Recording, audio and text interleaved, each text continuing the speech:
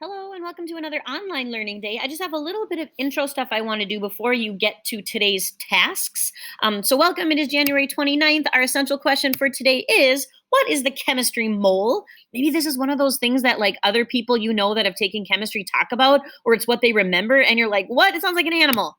We're going to also define something called what is molar mass and how do I find the molar mass of an element? Now, if you're thinking, wait a second, we just spent a whole bunch of time last time talking about this thing called dA and we're not even doing that anymore. Well, today is when we put together dA with actual chemistry stuff.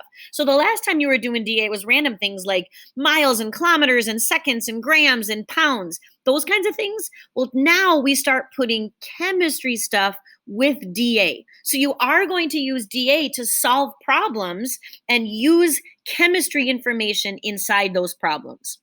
Before we do that, though, I want to do one more kind of just dA review example. So we're going to do a bell ringer together. So would you open a notebook? We're not going to take any notes today, but instead just like an output page, like a blank page where you're not taking notes. And I want you to do this problem with me. Remember, it's important that you're not just looking, but you're also doing problems. It's not just I do, but we do this together. And we're going to answer this question. Valentine's Day is coming up. So maybe you're thinking about candy and chocolate and Valentine's. So how many grams would a 5.5 pound box of Valentine's chocolates be? So if you had a big box of candy, 5.5 pounds, how many grams would that be?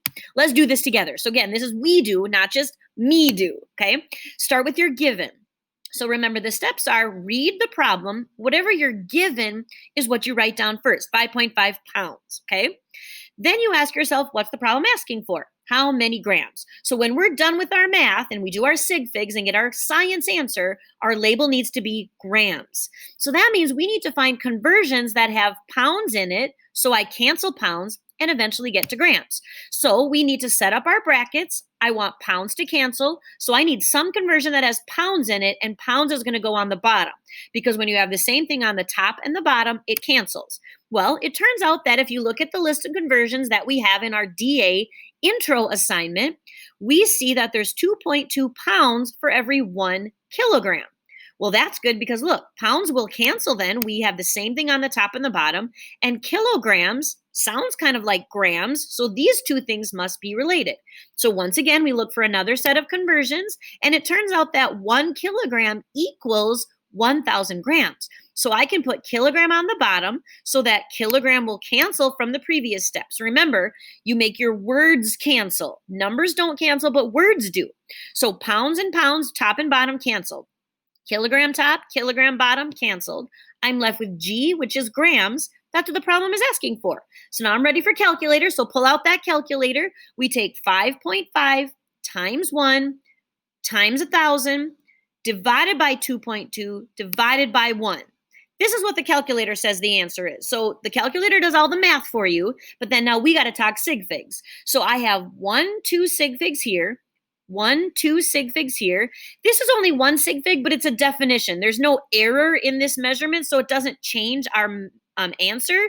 So look at this. 2 sig figs, 2 sig figs, 2 sig figs with placeholders. Yay! Rejoice in the land of chemistry. Sometimes the calculator gets it right by accident.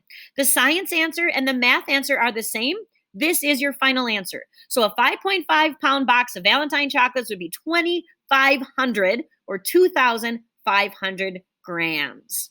All right, so then that brings us to the whole point of today.